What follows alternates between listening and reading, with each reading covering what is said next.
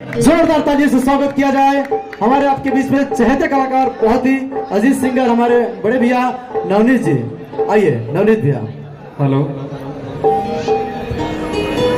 Hello hello hello, थोड़ा सा vocal उठा के रखें।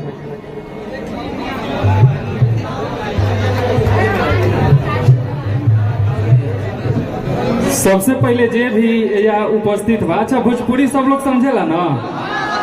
वाह जियो से के भोजपुरी बुझेला? तनी हाथ उठाई तो। वाह, बहुत खुशी होला जब हमनी बाहर जानी सन और जब भोजपुरिया लोग मिलेला। अभी दार्जिलिंग कुछ दिन पहले गई रही सन शूटिंग में, ओजा के वीडियो भी वायरल भइल बा फेसबुक पे बहुत ज्यादा। तो कहीं भी भोजपुरी के अगर गर्व मिलेला तो बहुत खुशी होला भैया। हाँ,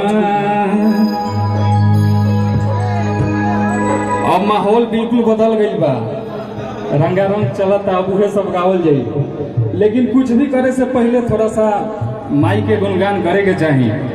चाहे वो दुर्गा माई होके, चाहे काली माई होके, चाहे वो माई जौना के माई से हमने जन्म ले बानी सन।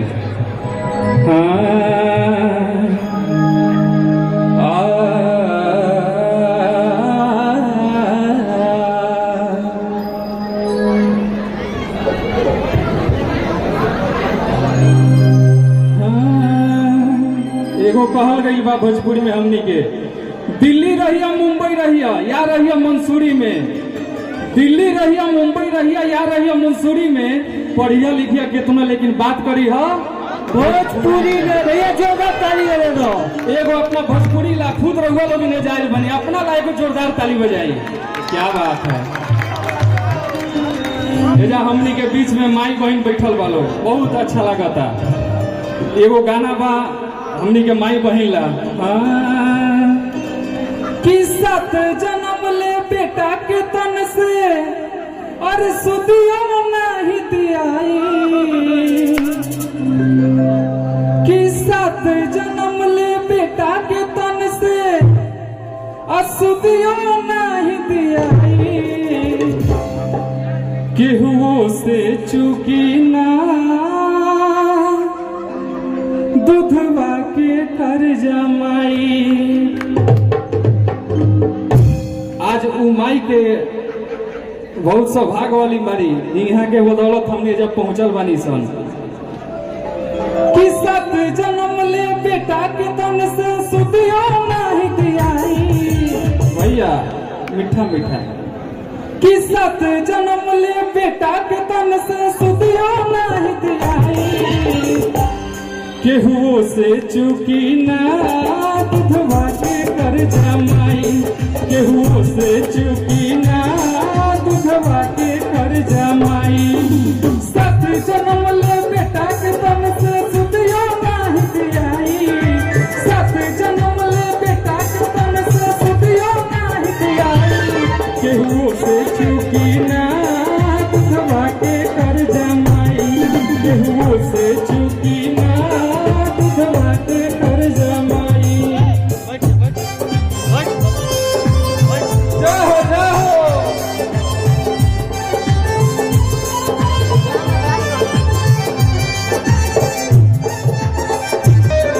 भैया के तरफ से बहुत क्या नाम करी।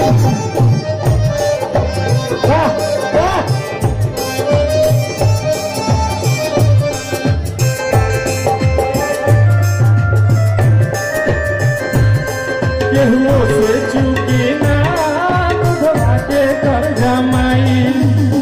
देखिए माई के भजन पे हमनी के बीच में वीरेंद्र यादव जी के तरफ से बहुत बहुत पुरस्कार बा। ऐसा ही माई रउआ के बनौले रहस। कवि के कल्पना बा, भाव बा। एगो बात कहल गई बा, माँ की दुआ कभी खाली नहीं जाती, माँ की बददुआ भी कभी टाली नहीं जाती। चार बेटों को अकेले पाल पोसती है माँ, लेकिन आज के जमाने में चार बेटों से एक माँ पाली नहीं जाती। यही बात पे एगो कवि के कल्पना बा, कि अपने भूखे रही के और दुख सारा सही के हंसावेली रोई रोई के, कि अपने भूखे रही के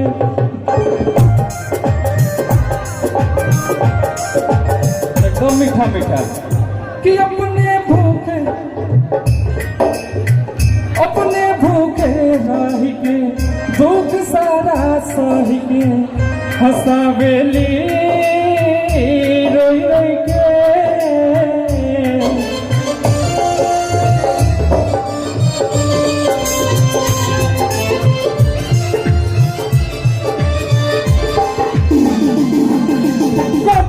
माता होली न माता बेटवे बनल कसाई कबो माता होली न माता बेटवे बनल कसाई केहू से चुकी ना दुधवा के कर जमाई केहू से चुकी ना दुधवा के कर जमाई केहू से चुकी ना दुधवा के कर जमाई केहू से चुकी ना